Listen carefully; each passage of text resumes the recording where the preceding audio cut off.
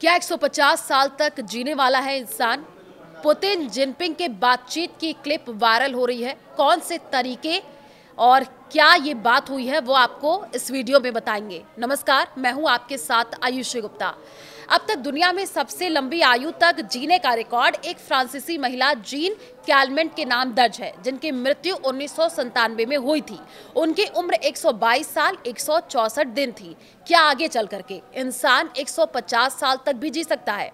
चीन के तियानजिन में एससीओ शिखर सम्मेलन के दौरान रूस के राष्ट्रपति व्लादिमीर पुतिन और चीन के राष्ट्रपति शी जिनपिंग ने हल्के फुल्के अंदाज में लंबी उम्र को लेकर के जो बातचीत की है, उसमें कुदरती तरीके से 150 साल तक जीने की बात नहीं थी। वो ऑर्गन ट्रांसप्लांट, अपने अंगों को बदल करके लंबी आयु जीने यानी युवा बने रहने की बात कर रहे थे।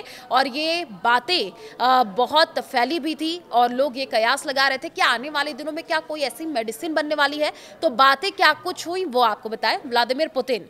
बायोटेक्नोलॉजी में लगातार डेवलपमेंट होने से इंसानों के अंगों को बार बार बदला जा सकता है। लोग जवान बने रह करके जी सकते हैं और शायद अमरता भी पाले। शी जिनपिंग ने क्या कहा? पहले लोग 70 साल से ज्यादा मुश्किल से ही जी पाते थे, अब 70 साल की उम्र भी बच्चे जैसी है। शी जिनपिंग ने फिर प्रतिक्रिया दी। कुछ लोगों की भविष्यवाणी है कि इसी सदी में लोग 150 साल तक जी सकते हैं।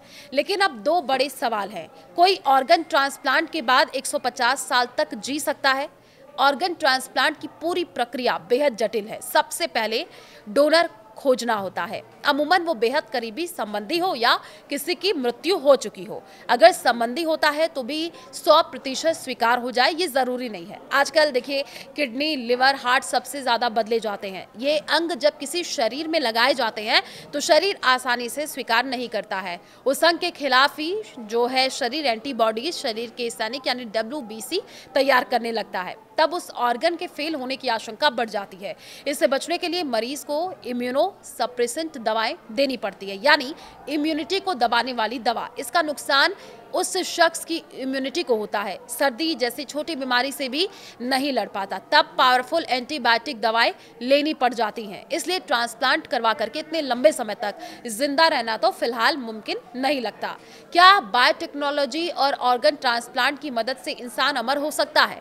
बायोटेक्नोलॉजी दो शब्दों से मिलकर के बना है, बायोलॉजी और टेक्नोलॉजी। तो इस पर काफी अरसे से अभी रिसर्च हो रही है। मार्केट में गोभी के बड़े फूल, बड़े आकार के अमरूद, चिकन, सफेद वाला ब्रॉयलर चिकन, ये सभी बायोटेक्नोलॉजी के ही नमूने हैं।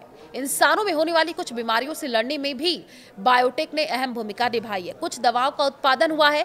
अब शुगर कंट्रोल के लिए इंसुलिन उत्पादन में भी इस तकनीक का उपयोग होने लगा है। कोरोना के लिए बनी mRNA वैक्सीन भी इसी तरीके का उदाहरण है। कैंसर के इलाज में भी कुछ बेहतरी हुई है। एक्सपर्ट्स ने क्या कुछ कहा है कि क्या 150 साल तक जी सकते हैं या नहीं, ऑर्गन ट्रांसप्लांट कर सकते हैं या नहीं, तो उसको लेकर के भी जानकारी आपको दे दें। फिलहाल मौजूद सुविधाओं और टेक्नोलॉजी को देखते हुए ये कहना सही नहीं है कि ऑर्गन ट्रांसप्लांट करवा करके कोई शख्स 150 साल तक जी सकता है।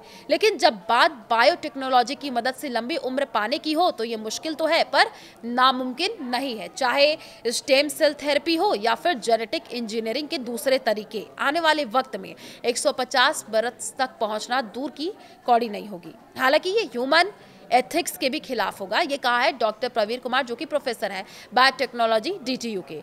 हम जब भी शरीर के किसी अंग के ट्रांसप्लांट की बात करते हैं तो पहले ये समझ ले कि अंगों को बदलना इतना आसान नहीं होता।